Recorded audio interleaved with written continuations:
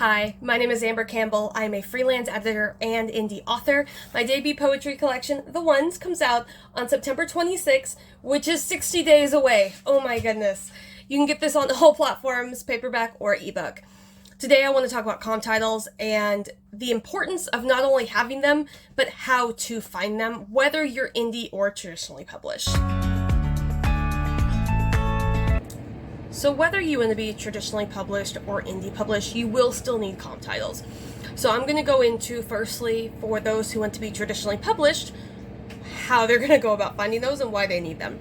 Firstly, you're going to need a literary agent, and for that, they're going to want to know your comp titles, or even at least your comp authors, so that they can go ahead and understand the marketability of your title. Okay, there we go. We're going to have a helper today. So we want to... Alright, helper. I need you to look cute, but let me talk, okay? Okay, we're going to see how that goes. You want to go for the notes? Is that what you're doing? You just want to be front and center. That's what it is. You want me to back up so they can see more of you? Yeah? Come here. You want to sit? Okay. We're sitting. You're adorable. Oh my goodness. Anyway. She just wants to be in the ring light. That's all she wants to do. Oh my goodness. The marketability of your title is determined by your comp titles and comp authors. For example, if you say that the misfits of Six of Crows meets the magic of Harry Potter in a boarding school like Hogwarts, then an agent is much more likely going to A, see your vision, but B, understand sort of what your voice and style is going to be, as well as really understand your plot and your characters without needing to read even through the rest of the query letter. So we want to also know how to market it on social media, so that way new readers who've never heard of your name or your book are going to be able to see those comp titles and authors and get a feel for what it is that the book is about. Secondly, the comp titles are also going to help the agents understand your style and voice and how that is going to fit with the other titles. So you may have a plot like Six of Crows, but with characters from Sarah Rosh, Snow Like Ashes. However, your voice is still going to be unique, and so we want to see kind of how you meld those two ideas with your own style and your own unique story. But also, for those who are traditionally publishing, we also need those comp titles and authors so that those publishing houses will jump on your book and ask you for a contract. And so, again, they want to be able to promote it. There's a lot of debate about how much or how little marketing publishing houses are doing, but at the end of the day, if a new reader is on social media or at Barnes & Noble and they see that there's a new book out from, Penguin or Random House, odds are they're going to pick it up because they know that their favorite author may be signed at that house, so they are more likely to follow that. Lastly, your comp titles are very, very important because they help both the agent and the house, i.e. your future editors, understand how well you two are going to work long term. So your agent is not somebody that you get for your first book, you get signed to the house, and then you get a new agent. Not how that works. Your agent, ideally, for as long as they're in the game, should be representing you. That's why it's really important for a debut author to understand what genre you want to go into. If you're someone who just wants to do poetry and nothing else, find an agent who represents poetry. That's going to be very difficult, which is why every book that I'm about to show later in this video is from Andrew McNeil Publishing House, because most agents want fiction versus poetry. However, if you're someone who writes young adult, but maybe you want to dabble in adult fiction later, or even children's lit, you want to find someone who, while they represent young adult, also represents those other two sides. Nonfiction's a bit different. Most agents will do fiction and nonfiction. You just want to make sure that whatever nonfiction they represent lines up with the fiction that you need right in this moment. Now for my indie authors. So while you're not trying to appeal to an agency or a publishing house, you do still need to market your book. That is something we cannot get around. And so the same thing applies for you. If you're a brand new author who doesn't have any kind of readership, the readers who are going to stumble across your social media, your website, whatever the case may be, they need to know what your book is about. So you don't want them to just hear, oh, it's fantasy with a slow burn romance.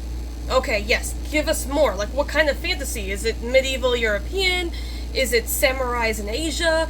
Give us something more to help us with that. Those are very, very broad fantasy, by the way. But we want to know more about it. We want to know, maybe we really love Marissa Meyer and her fairy tale retellings, so maybe there's an aspect of Rumpelstiltskin to it, or maybe there's like a Sleeping Beauty-esque notes in there, and we just want to know how we can relate to it as new readers, so that we want to actually pick up your book. Later on, if you've got like 10 books under your belt, odds are you don't really need to reference comp titles like in the description, like the metadata. However, in the beginning, you do want it because we want to market that book and appeal to as many potential readers as possible. The second tip for my indie authors is very, very important. It is understanding your genre. So as a freelance copy editor and beta reader, I see a lot of newer authors, if they're more established or they've been writing for longer, they don't usually make this mistake. But a lot of the times, I will get a manuscript and I ask them to put the subgenre on there because I specialize in young adult. And they'll usually put contemporary or fantasy, usually. And then I read it and it's a mystery. Or it's urban fantasy, which is very different from fantasy. Or I even came across one that dealt with ghosts. But paranormal wasn't even a mention until after we started talking for a bit. And after I'd started reading some of the manuscript, and I told this author, I said, you need to market this as paranormal, because contemporary, you're not going to get a lot of that following right off the bat. So we need, because usually for contemporary YA, it's strictly coming of age. It's not a hard and fast rule, but that's what most readers expect. But if there's ghosts in there, and that's actually a part of the story, and exorcism and things like that, we need to know it's paranormal, because that's its own whole following that will just devour this book like I did, because it was absolutely adorable. So what you want to do is make sure that you have those comp titles, because if you tell us, oh, this is Twilight meets Harry Potter, and then it's a contemporary romance that happens on a farm, no one's going to be happy with you. So don't just plug in titles that are big, plug in genuine titles. Also, if you have an indie author, if you want to plug in 2 bigger authors and then an indie, then that's really good. First and foremost, that's just camaraderie. We don't have to fight over our readers. It's just not like we're selling them a sofa and they only need one and then they're never going to look again. They're going to eat your book. Oh my gosh, they're going to devour your book. Please don't eat your books. They're going to read your book, usually in a couple days to maybe a week. And then they're going to want something else just like it, because that's how we are. There's a reason I specialize in young adult. Is there a formula to it? Yes, 100%. But we like the formula. There's a reason I don't read thriller, but thriller still sells because there are readers who want it. And we don't have to fight for the same readers. We can have the same readers. So linking another indie author just helps you and kind of binds the community together a little bit more. And then my third tip for my indie authors, and I kind of touched on this before, which is using comp titles also ensures that you've got additional keywords in that metadata description to help readers find it. So when it comes to the title, if you look at my ebook for my book, it says The Ones, Family Grief and Finding Peace Poetry. So anybody who's looking up grief poetry, family poetry, that's going to link them to it, but it's also in the description as well.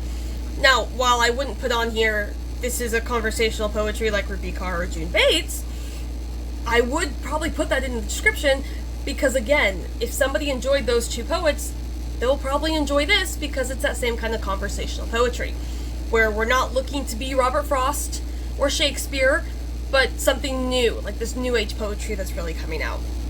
And so as many keywords and categories as we can match up, just so those readers find that initial or even second title from you, is what we really want with those comp titles and comp authors.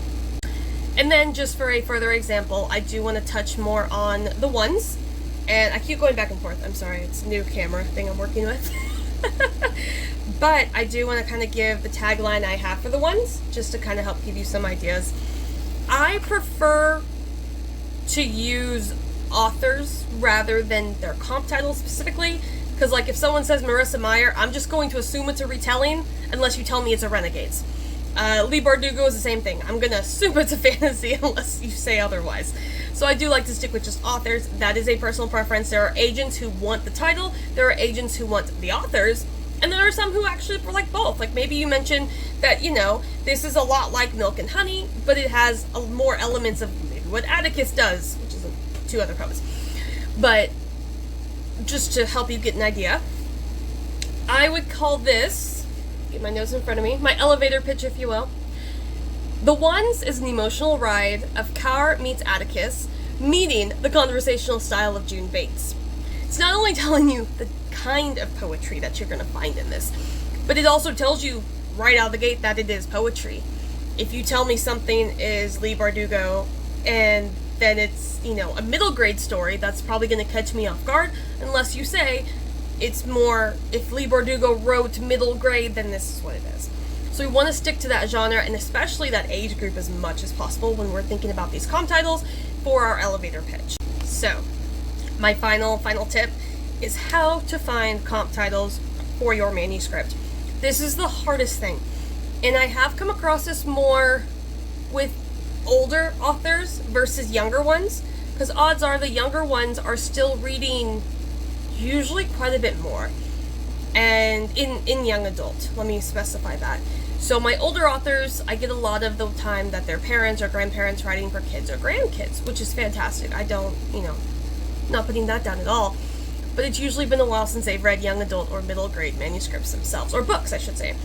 And so I'll read it and I'll say, this kind of sounds a little too adulty, if you will. And it's kind of gently reminding them that while you are an adult, and you may have now been an adult, you're 40, 50 years old, whatever the case may be, your audience is 14 to 18, and your characters are 14 to 18. And it's another big thing is you want to make sure that all of the words and the vernacular match what's going on right now. Now, I'm not saying you have to do the very stereotypical Gen Z or millennial slang, anything like that, but also the biggest thing is teens are not going to speak in full words. Like, they're not going to say cannot, they're going to say can't.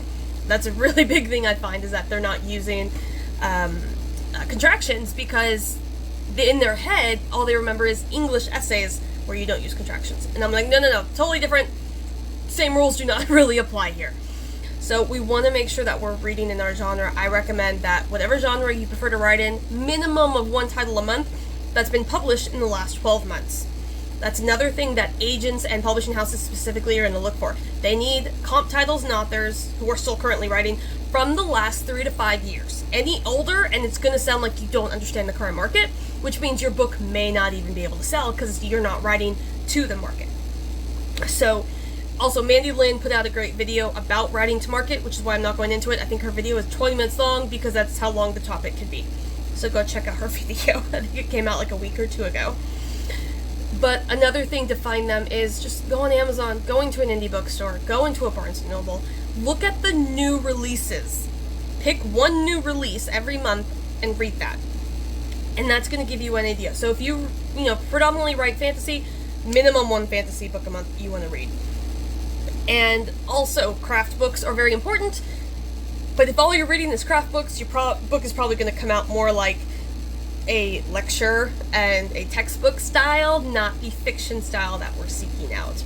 Same with poetry. If you're just reading craft books, you're going to come out sounding like, a poet from 200 years ago. And if that's your goal, that's great. But if you're looking at the poetry that's really hitting home for readers right now, poetry, you want that emotional punch to the gut. And if you want to achieve that, you should probably be writing similar to how other poets are writing and punching people in the guts. So those are all my tips for understanding comp titles and finding them for your market and your readership. So again, I've got Rupi Kaur, who I absolutely love, and then you've got Atticus, who has a new book coming out beginning of next year. It's so pretty! Oh my goodness! And then I did reference June Bates, who everyone for a while thought was Taylor Swift, which I wouldn't be mad at it, but she also, I think her new book, her third collection of poetry just released, I believe in June. Haven't read it yet. But those are the ones I usually reference just because those are that conversational style of poetry that I'm going for. So, all in all, thank you so much for watching. Pre-order my book if you haven't already. Like I said, Amazon, Barnes & Noble, Apple Books, Kobo, Smashwords, Indigo, numerous other places. I'm also going to have it available for libraries to purchase, so I'm going to try to push that as well. But thank you so much for watching. If you enjoyed it, please like, comment, share with all of your friends, And I will see you next Friday for another installment into either my author, life, my publishing updates, anything like that. Alright guys, bye.